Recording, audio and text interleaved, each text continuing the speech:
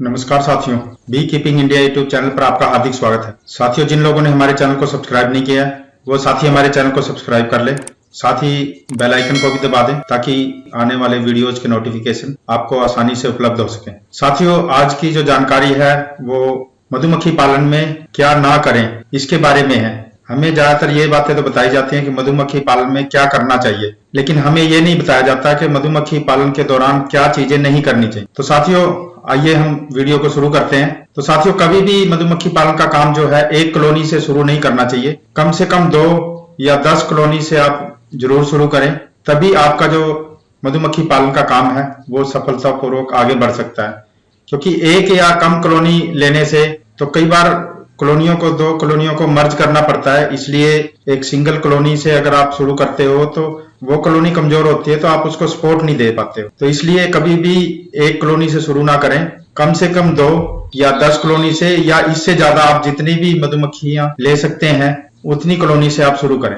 साथियों, क्योंकि brood chamber में मधुमक्खियां जो हैं अपनी जनरेशन बढ़ा रही होती हैं, तो उसमें से जब हम शहद निकालने लगते हैं तो उनकी जो ग्रोथ है वो इफेक्ट करती है। पहली बात तो उनका जो फूड होता है वो उसी के अंदर होता है, तो उसको अगर आप शहद को निकाल लेते हो तो मधुमक्खियों के लिए खाने के लिए शहद नहीं बचता है।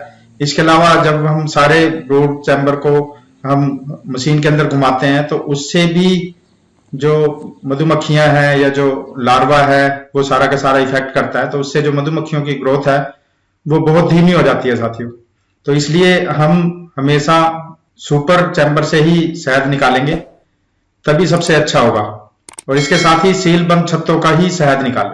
चीनी जब देने की बात आती है या मधुमक्खियों को फीडिंग करने की बात आती है तो कई लोग बार बार चीनी ही खिलाते रहते हैं। तो बहुत बार लगातार मधुमक्खियों को चीनी भी नहीं खिलानी होती, आपको कहीं ना कहीं जो जगह है वो शिफ्ट करनी पड़ेगी, माइग्रेशन करना पड़ेगा, तभी सबसे ज्यादा अच्छा रहेगा। और साथियों, मधुमक्खियों को प्लास्टिक के कंटेनर में खाना ना दे करके बल्कि आप नेचुरल कोई भी सोर्स हो उसके साथ आप उनको फीडिंग करें। कोई नेचुरल जो बर्तन होता है उसको इस्तेमाल करें या मिट्टी का या कोई भी ऐसा, तो ज्यादा उत्तम रहेगा।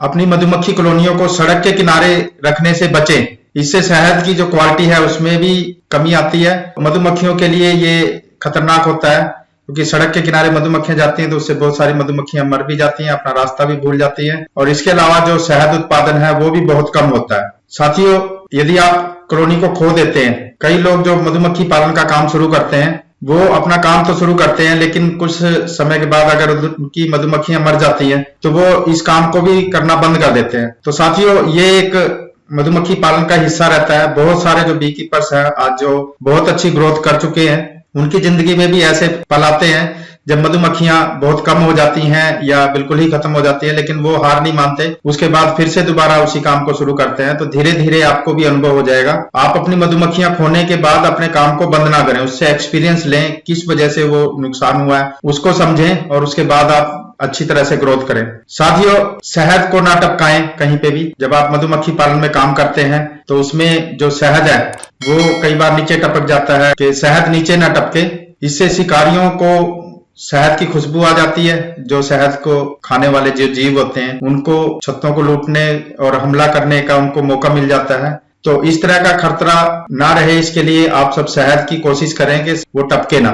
मधुमक्खी पालन करते समय अकेले ना रहें, एक ग्रुप बना करके काम करें, क्योंकि ये जो मधुमक्खी पालन का काम है वो एक सामूहिक काम है। सभी साथी मिल करके जब आप इस काम को करोगे तभी इसमें ग्रोथ अच्छी हो पाएगी। बहुत सारी जो समस्याएं हैं वो अगर आप सब एक साथ रहते हो, अपने समूह के अंदर अपने ग्रुप के साथ मिलकर के उस समस्या को सुलझाते हो तो आपके लिए बहुत ही ज्यादा आसान होगा। शहद से भरे हुए छत्तों को स्थानांतरित ना करें। साथियों, जो माइग्रेशन होती है उसको करते समय अगर आपके छत्ते शहद से भरे हुए हैं तो आपके जो छत्ते की जो शहद है वो भी नीचे गिरता है। इसके अलावा कॉलोनियों का बहुत बड़ा नुकसान हो सकता है, क्योंकि भारी जो छत्ते होते हैं वो टूट जाते हैं और उससे जो है माइग्रेशन में आपकी बहुत सारी मधुमक्खियों का नुकसान हो सकता है। तो कोशिश करें कि जब भी आपने माइग्रेशन करनी हो तो उनका जो शहद है वो निकाल चुके हो या शहद है उनके अंदर तो उसको निकाल करके ही दूसरी जगह माइग्रेशन करें। साथियों, जो बॉटम बोर्ड होता है उसको अगर हम बिल्कुल फिक्स कर देते हैं तो बॉटम बोर्ड की अच्छे से सफाई नहीं हो पाती। तो इसके लिए कोशिश करें कि